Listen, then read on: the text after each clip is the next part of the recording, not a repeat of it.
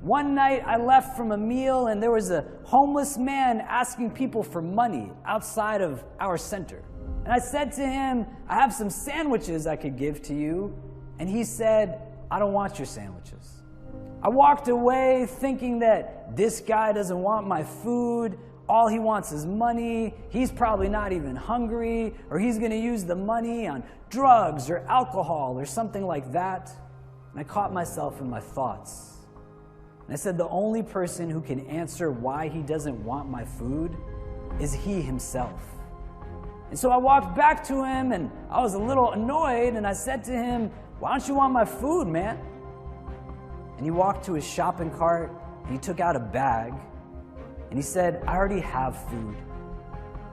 And he said, if I was to take your food in addition to the food that I have, there's no way I would be able to eat all of it, and some of it would get thrown away. And he said, me living the life that I live, I will never throw away food. I said thank you to him for not just teaching me something about himself, but teaching me a lot about myself.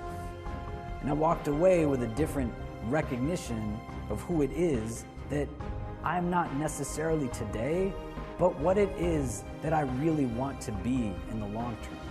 Society teaches us to look at ourselves a lot, but not really look for ourselves. You just think about how much time you spent in front of a mirror, how much time you spent in terms of the care of your physical, your external, to fit into boxes that people place you in that you might not even know you're in, but you're trying to fit into somebody else's standard of who you're supposed to be. Where you have people who are definitely making the world a much dirtier place. And then you have people who can even identify that that's a problem, that you shouldn't be throwing garbage on the ground, but there's not that many people who are actually going out of their way to still pick it up and make it much cleaner.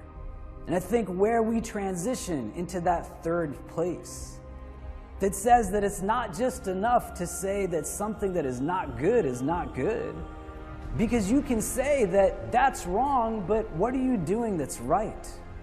What are you doing to add something that's just positive?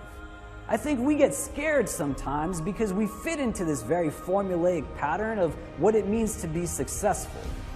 Our sense of identity is tied to things that we possess and things that we own, and our sense of fulfillment is based off of things that come from outside of us rather than inside of us. Nobody's telling us that we need to be honest, we need to be compassionate, we need to be merciful, we need to be just, we need to be loving, we need to be generous. But they're telling us that our sense of worth is based off of what it is that we drive and how big of that thing it must be. So you'll learn how to be a doctor, you'll learn how to be a lawyer, you'll learn how to be an engineer, you'll learn how to be an artist, an activist, an academic. But as you're learning how to be a worker, most of us aren't really learning how to be thinkers. We're not engaged in spaces where we're understanding why do we love what we love, or why do we hate what we hate, or why do we desire the things that we desire. And your story is not your story when you force yourself to become someone else's story. You are where you're coming from, and you are where it is that you're going to.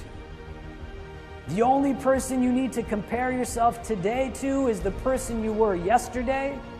And if you want to have a competition with anybody, then make it between those two people. You'll find yourself in a space where the person you are today is no longer afraid to meet the person that you can become tomorrow.